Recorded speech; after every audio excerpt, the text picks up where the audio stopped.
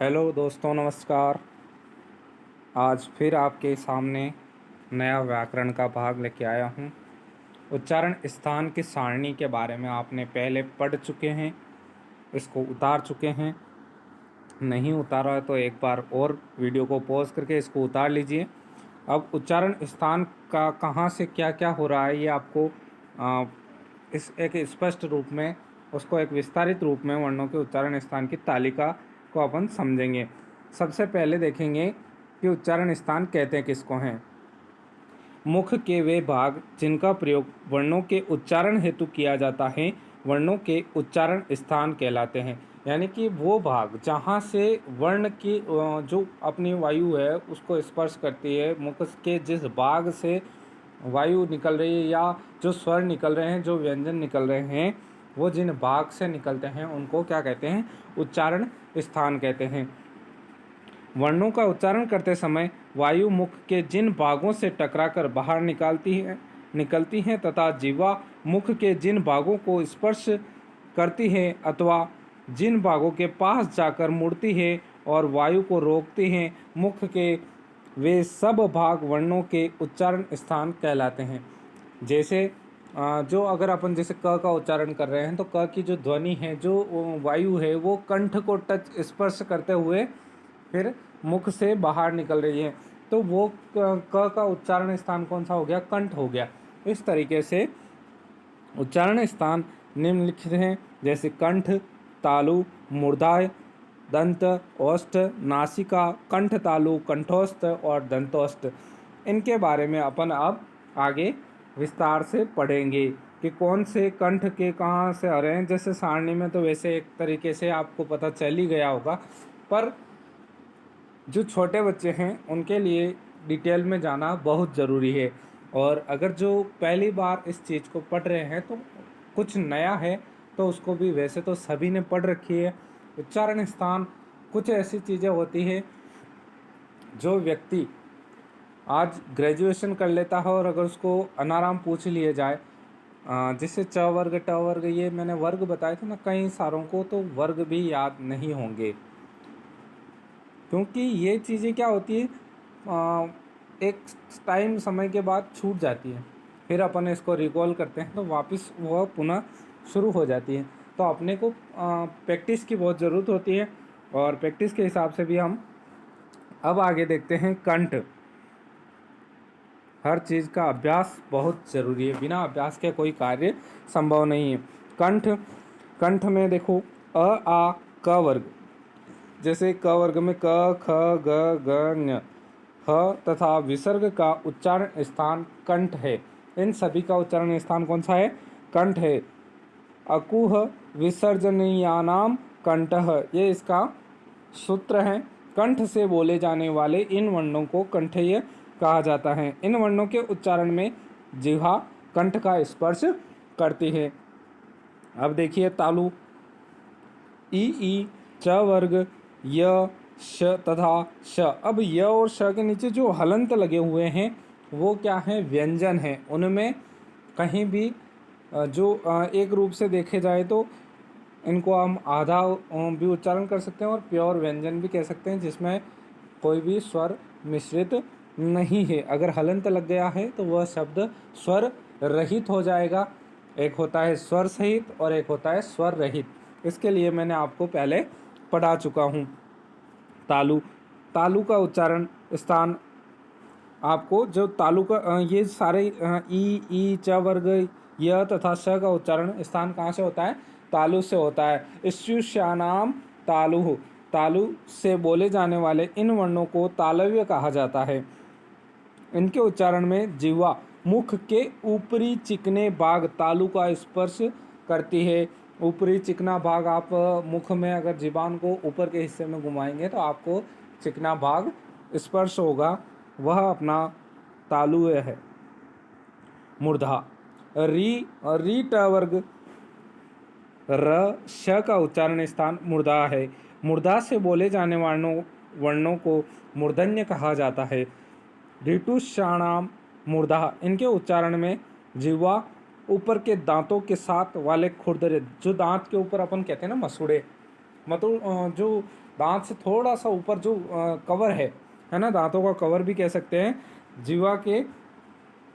जीवा ऊपर के दांतों के साथ वाले खुरदरे भाग मूर्धा का स्पर्श करती है। वह क्या है, दांतों के जस्ट ऊपर का जो हिस्सा है, आप जीवान को स्पर्श करोगे, हर चीज़ को प्रैक्टिकली करोगे तभी आपको समझ में आएगी, बिना प्रैक्टिकल के चीज़ समझ में नहीं आएगी। हिंदी जितनी सरल समझते हैं उतनी सरल नहीं है। दंत, ली त वर्ग ल स का उच्चारण स्थान दंत है। लित्तु लसानाम दंताः, इन वर्णों को दंतय कहा जाता है। इनके उच्चारण में जीवा दांतों से लगती है। दंत नाम से ही पता चल रहा है कि जीवा कहाँ पर स्पर्श करेगी, दंत पर। औष्ठ्य उ तथा प वर्ग तथा उपद्यामानीय का उच्चारण स्थान औष्ठ्य है ना। इसका सूत्र है उपपद्यानीयामानाम औष्ठ्य। इन वर्णों को औष्ठ्य कहा जाता है। इनके उच्चारण में जीवा के सहयोग से दोनों ओष्ठ परस्पर जाते हैं, यानी कि आपस में मिलते हैं, परस्पर जाते हैं। जैसे उ, तो दोनों जो एक वृत्त की आकृति बन जाती है आपके ओष्ठ के होठों की, है ना। तो ये औष्ठ्य से उच्चारण हो रहे हैं। ऐसे ही नासिका है, नासिका के उच्चारण में कौन कौन से आते हैं, ण, ण्य, ण, न, म तथा अनुस्वार का उच्चारण स्थान नासिका है।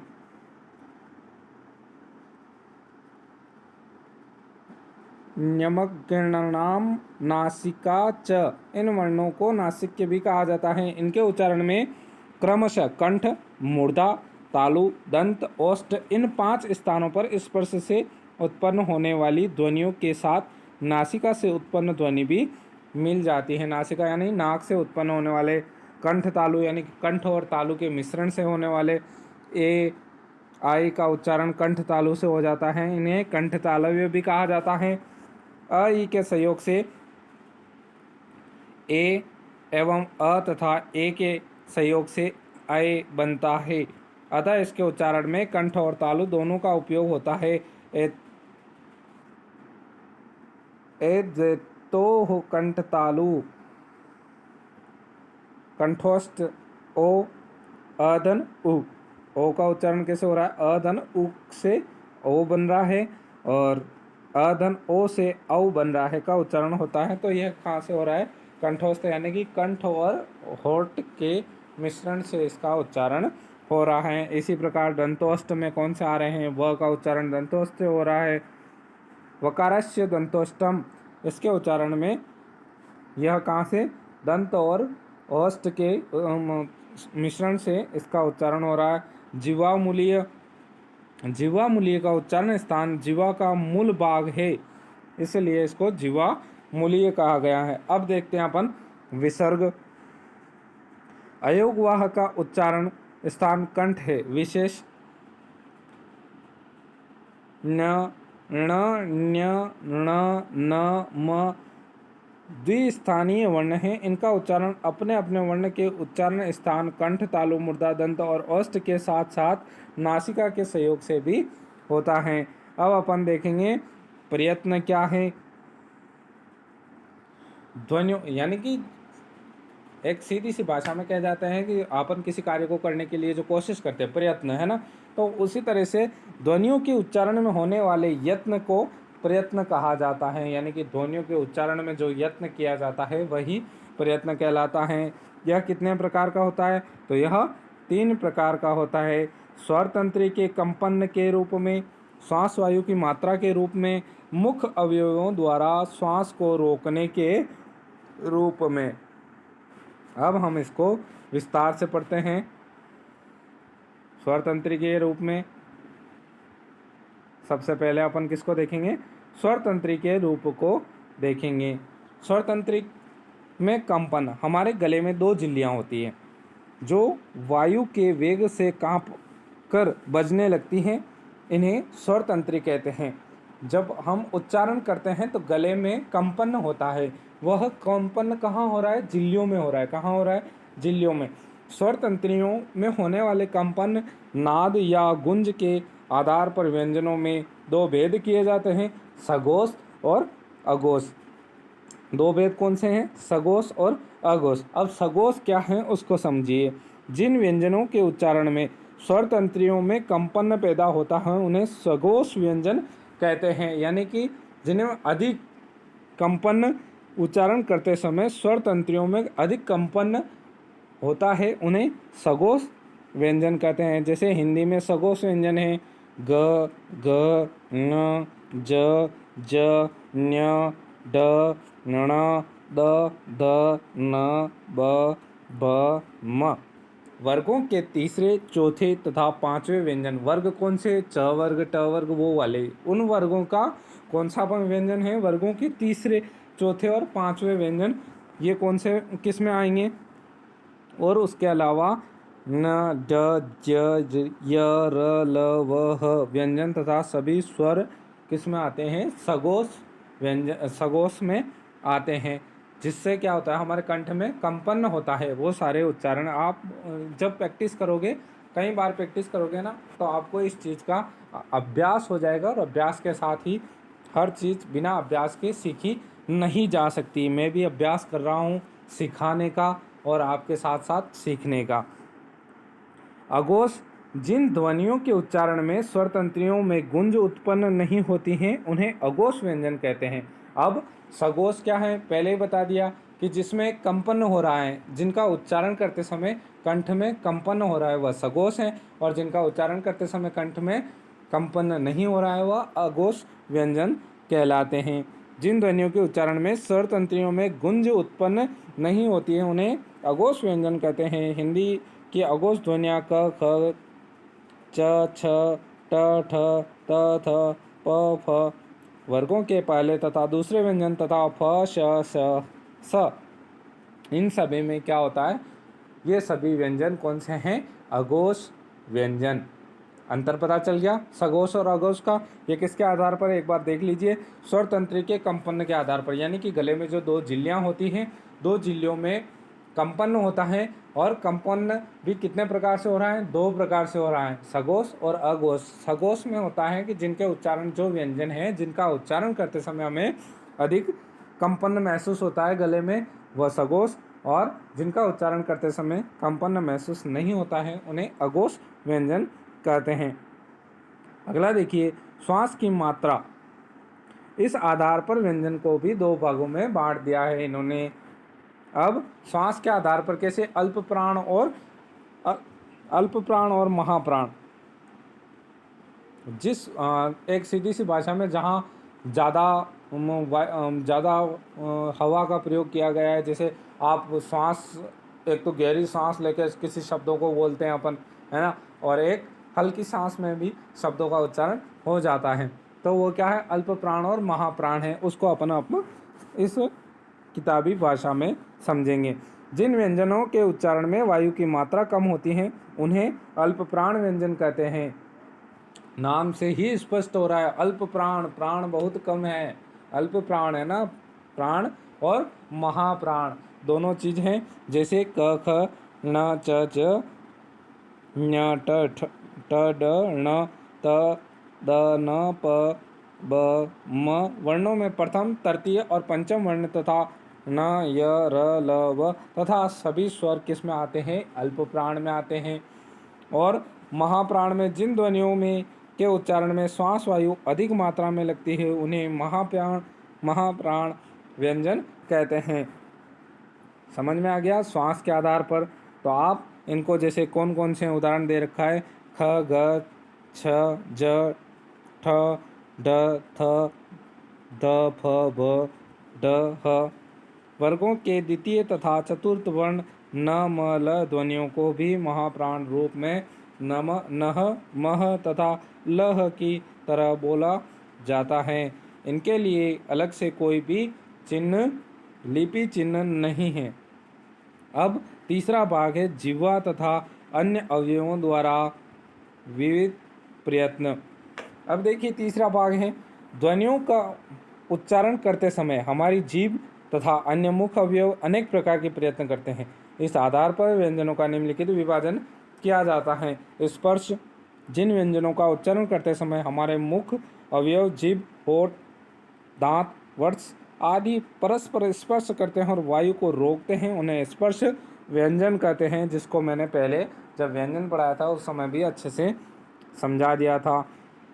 नासिक के जिन व्यंजनों का उच्चारण करते समय मुख अवयव वायु को रोकते हैं परंतु वायु पूरी तरह मुख से न निकलकर नाक से निकलती उन्हें नासिक के व्यंजन कहते हैं, इनको भी समझाया है। स्पर्श संघर्षी जिन व्यंजनों के उच्चारण में वायु पहले किसी मुख अवयव से स्पर्श करती है फिर रगड़ खाते हुए बाहर निकलती है उन्हें स्पर्श संघर्षी व्यंजन कहते हैं। संघर्षी व्यंजन जिन व्यंजनों के उच्चारण में श्वास वायु मुख अवयवों से रगड़ खाते हुए घर्षित होते हुए बाहर निकलती हैं उन्हें संघर्षी व्यंजन कहा जाता है। इन्हें ऊष्म ध्वनियाँ भी कहा जाता है। संघर्षी यानी कि जिसमें संघर्ष करना पड़ता है, संघर्षी ध्वनियाँ, जिसको आपको पहले भी मैंने समझाया है। अंतस्थ व्यंजन और स्वर की स्थितियों के ठीक मध्य स्थित होने के कारण इनका नाम अंतस्थ रखा गया है। परंपरा से य र ल व को अंतस्थ व्यंजन कहा जाता है। इनके उच्चारण में वायु का अवरोध बहुत कम होता है, यानी कि वायु का अवरोध बहुत नी के बराबर वायु रुकती है, कहीं बाधा आती है, वह अंतस्थ व्यंजन होता है। कई विद्वान अंतस्थ व्यंजनों का विभाजन निम्नलिखित अब अलग अलग विद्वानों के लोगों पार्श्विक का अर्थ है बगल का, जिस ध्वनि के उच्चारण में जीवा श्वास वायु के मार्ग में खड़ी हो जाती हैं और वायु उससे अलग अगल बगल से निकल जाती है उन्हें पार्श्विक व्यंजन कहते हैं। जैसे ल पार्श्विक व्यंजन है।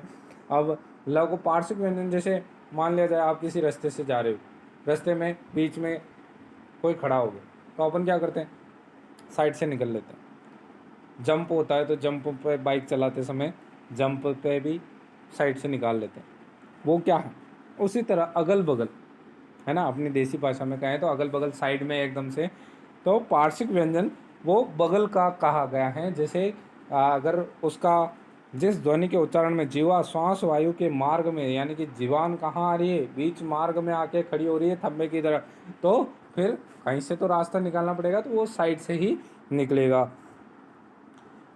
प्रकंपित, प्रकंपित का अर्थ है कांपता हुआ। अब मान लिया जाए कोई डरावनी चीज़ सामने आ गई तो वो स्वाभाविक सा है कि अब कहाँ से निकलेगा, तो वो कांपता हुआ उस जगह से निकलेगा, तो उसको प्रकंपित कहा गया है। जिस व्यंजन के उच्चारण में जिह्वा की नोक वायु से रगड़ खाकर कांपती रहती है उसे प्रकंपित व्यंजन कहते हैं। जैसे र प्रकंपित व्यंजन है। अर्धस्वर संस्कृत में य और व ऐसी ध्वनियाँ हैं जो न तो पूर्ण रूप से स्वर हैं और न पूर्ण रूप से व्यंजन हैं। उनके उच्चारण में श्वास वायु को रोकने के लिए उच्चारण अवयव प्रयत्न तो करते हैं, लेकिन वह प्रयत्न न के बराबर होता है, अतः ये ध्वनियाँ लगभग अवरोध रहित निकल जाती हैं। उक्षिप्त का अर्थ है फेंका हुआ।